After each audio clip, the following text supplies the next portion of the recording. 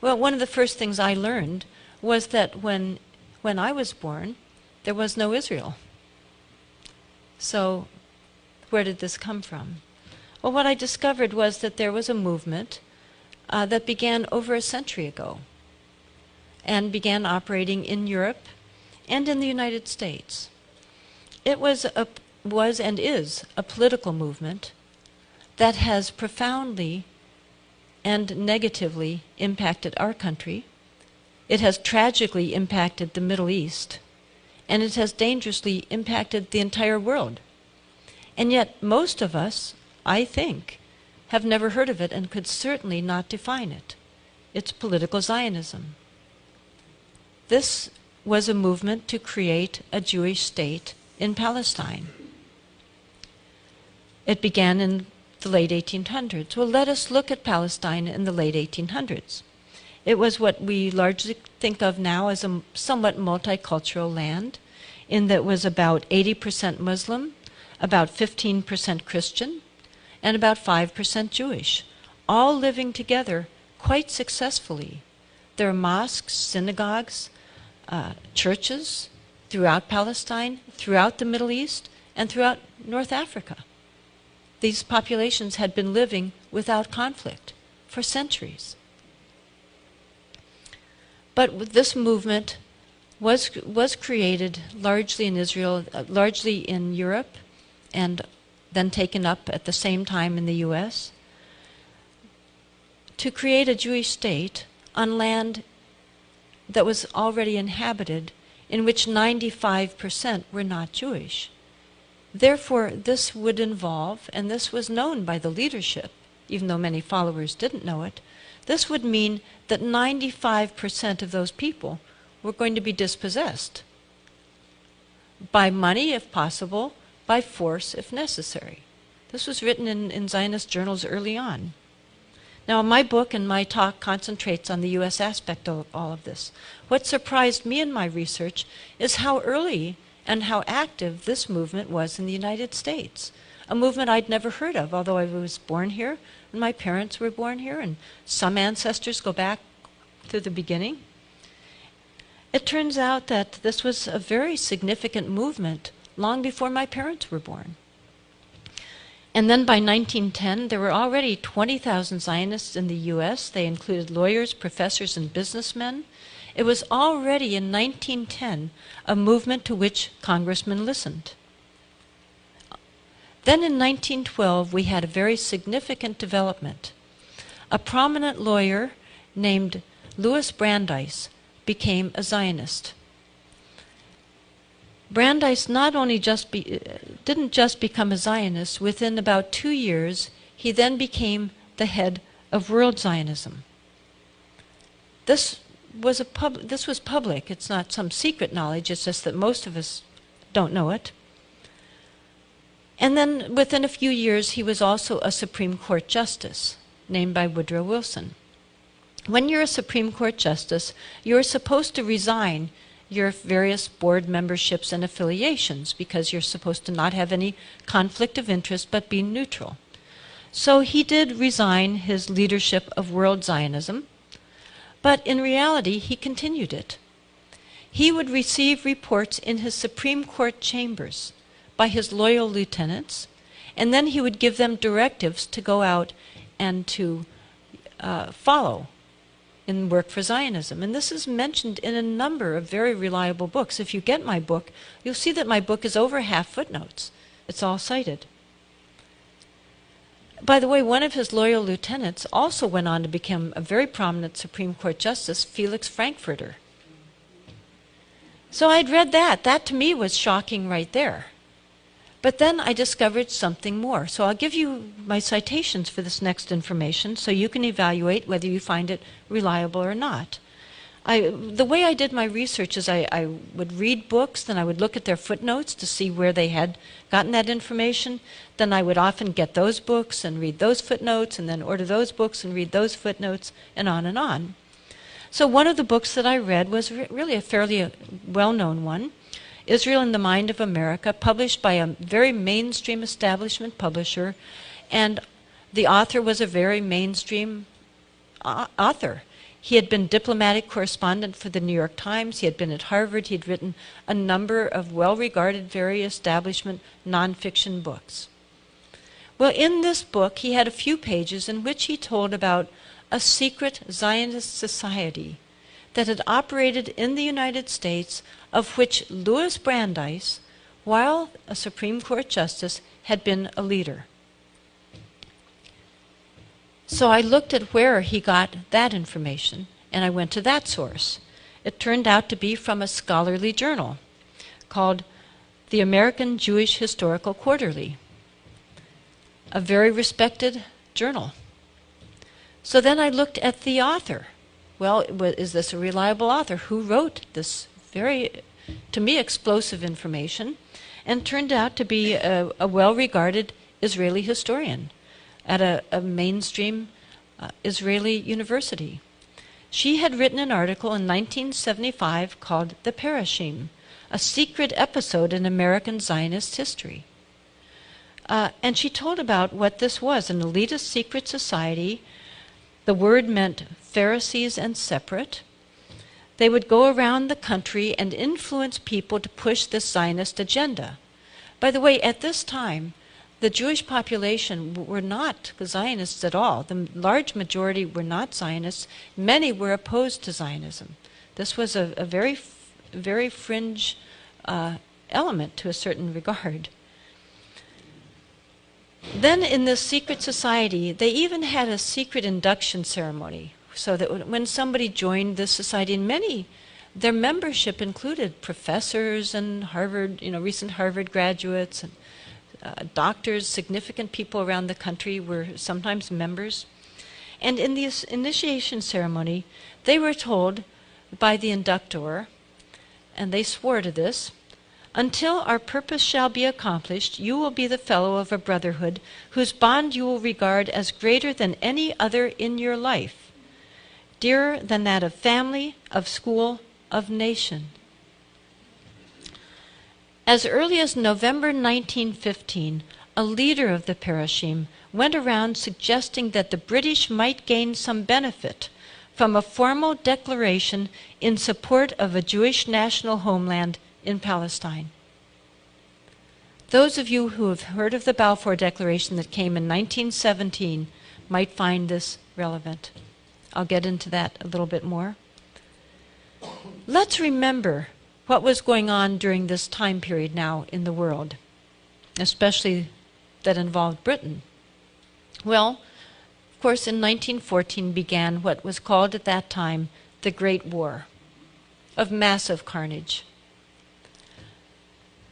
British forces in the first day of the Battle of the Somme lost, according to historians, somewhere around 50,000 to 60,000 men in one day of a battle that went on and on and on. The British and the German, both sides of course, wanted the U.S. to come in on their side to join this carnage. But the American population were that bad thing, they were isolationists.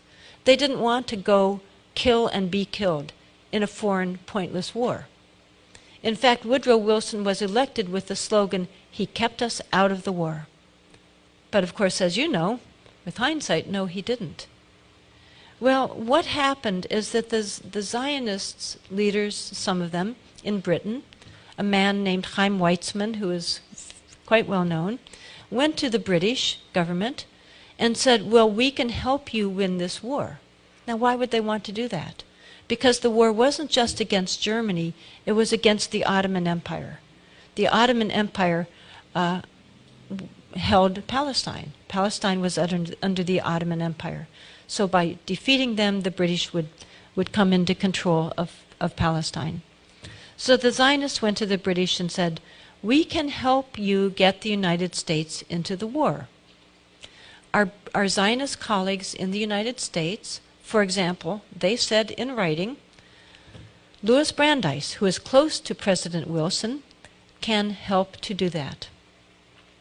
In exchange for that, the British did issue a declaration that was quite significant, mild as it may sound.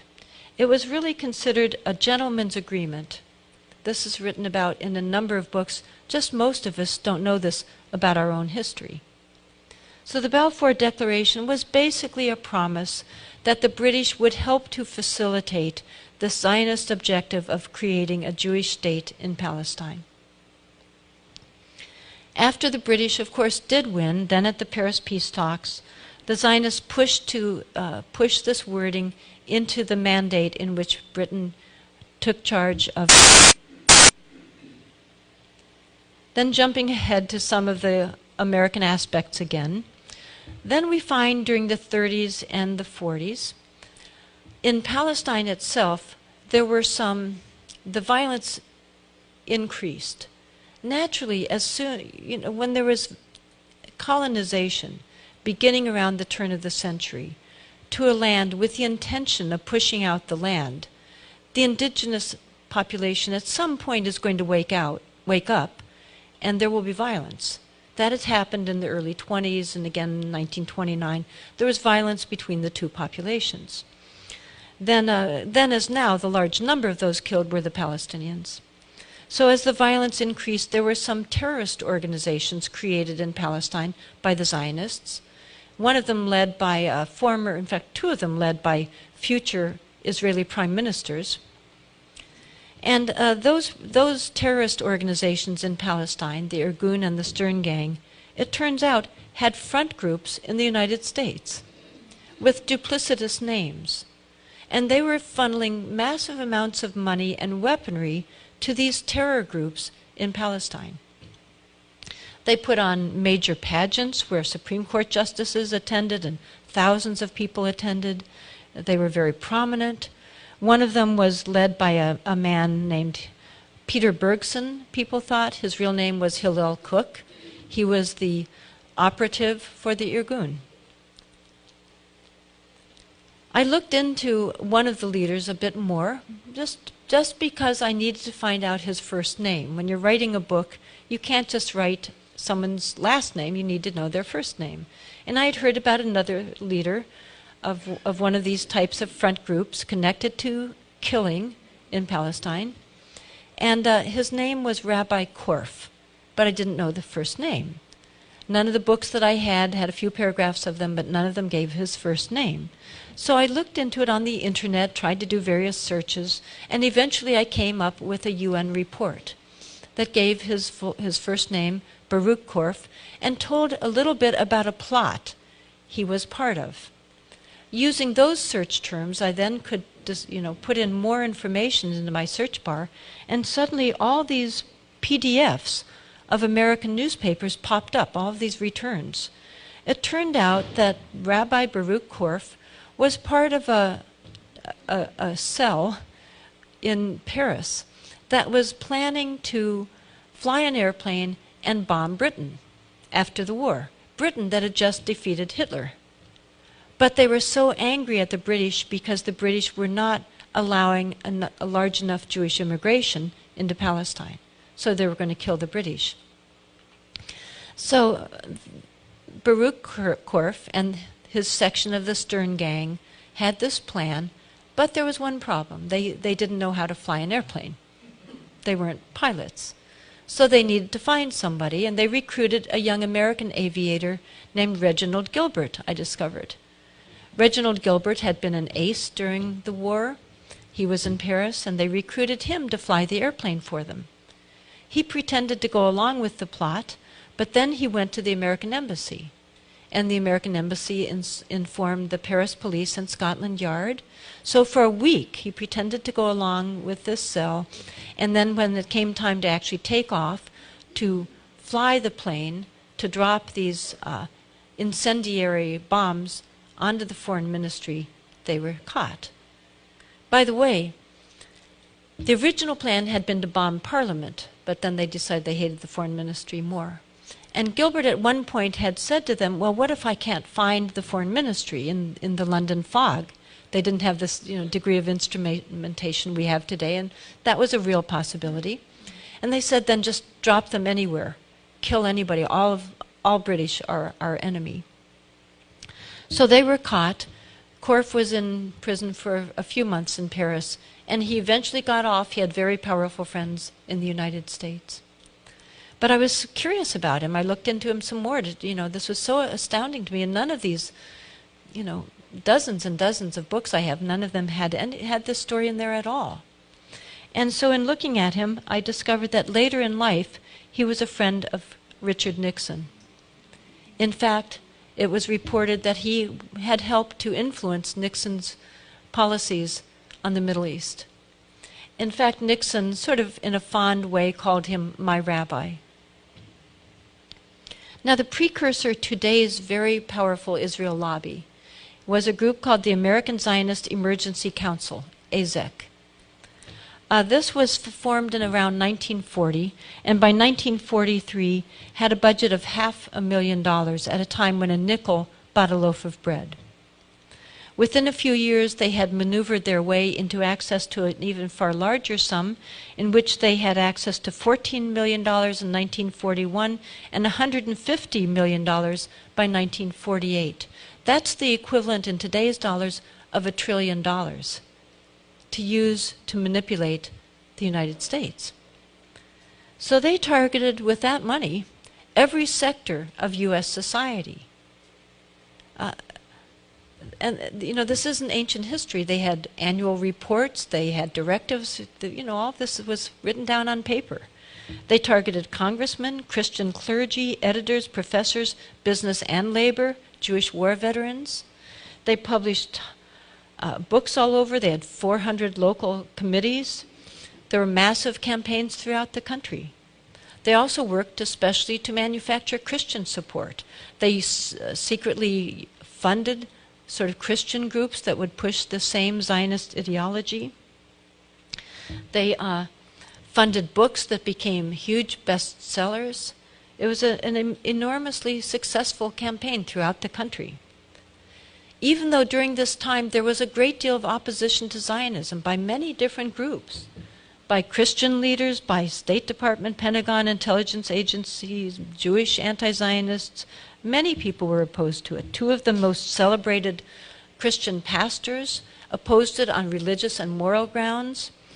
The Christian leaders in the Middle East had gone to the Paris peace talks to advocate on behalf of the Arab population that there should be self-determination of peoples there.